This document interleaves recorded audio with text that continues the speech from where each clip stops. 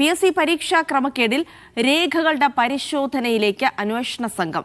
ആസൂത്രണ board chief തസ്തികകളിലേക്ക് നടത്തിയ പരീക്ഷയുടെ രേഖകൾ ഉടൻ അന്വേഷണ സംഘം പരിശോധിക്കും.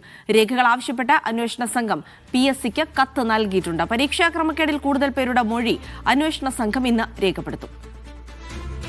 വിജിൻ വായന്തോട് വിവരങ്ങൾ നൽകും. വിജിൻ, ഇപ്പോൾ ഈ പരീക്ഷാ ക്രമക്കേടുകളുമായി ബന്ധപ്പെട്ട അന്വേഷണം അത് കൃത്യമായി തന്നെ ഈ PSCയിലിരിക്കുന്ന രേഖകൾ കൂടി പരിശോധിച്ച ശേഷമായിരിക്കും കൃത്യമായി എവിടെയൊക്കെ ക്രമക്കേട് നടന്നത് എന്നുള്ള കണ്ടെത്തലിലേക്ക് അന്വേഷണ സംഘം എത്തുക. അതിനുള്ള നടപടികളാണോ ഇപ്പോൾ നടക്കുന്നത്?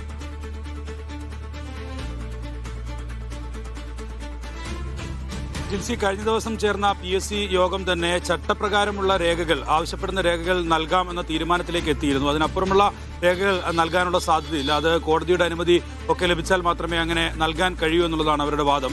എന്തായാലും നിലവിലിപ്പോൾ ആസൂത്രണ ബോർഡ് ചീഫുമായി ബന്ധപ്പെട്ടാണ് ക്രമക്കേട് ആദ്യം കണ്ടെത്തിയത്. അതിലാണ് നിലവിൽ അന്വേഷണം നടക്കുന്നത്. അതിനപ്പുറമുള്ള പല പരാതികളും അത് ക്രൈംബ്രാഞ്ചിന് മുന്നിലും ഒപ്പം തന്നെ അല്ലാതെയും ഒക്കെ വന്നിട്ടുണ്ട്. രാഷ്ട്രീയ സംഘടനകൾക്കും രാഷ്ട്രീയ പാർട്ടികൾക്കും ഒക്കെയായി ലഭിച്ചിട്ടുണ്ട്. അങ്ങനെയുള്ള പരാതികൾ കൂടി പരിശോധിക്കാനാണ് എന്തായാലും ക്രൈംബ്രാഞ്ച് സംഘം ഇപ്പോൾ നീക്കം നടത്തുന്നത്. അതിനു മുമ്പാണ് നിലവിൽ ഈ ആസൂത്രണ ബോർഡ് ചീഫുമായി ബന്ധപ്പെട്ട പരീക്ഷയുടെ അതിന്റെ വിശദാംശങ്ങൾ ശേഖരിക്കാനുള്ള ഒരു നീക്കത്തിലേക്ക്, അങ്ങനെ ഒരു ഘട്ടത്തിലേക്ക് ക്രൈംബ്രാഞ്ച് നിലവിൽ കടന്നിട്ടുള്ളത്.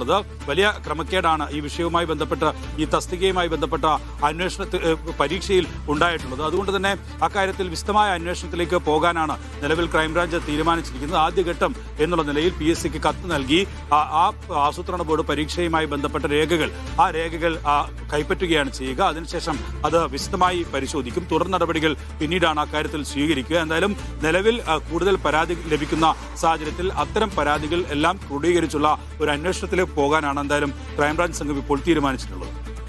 ശരി, വിജിൻ വായന്തോടാണ് വിവരങ്ങൾ നൽകിയത്.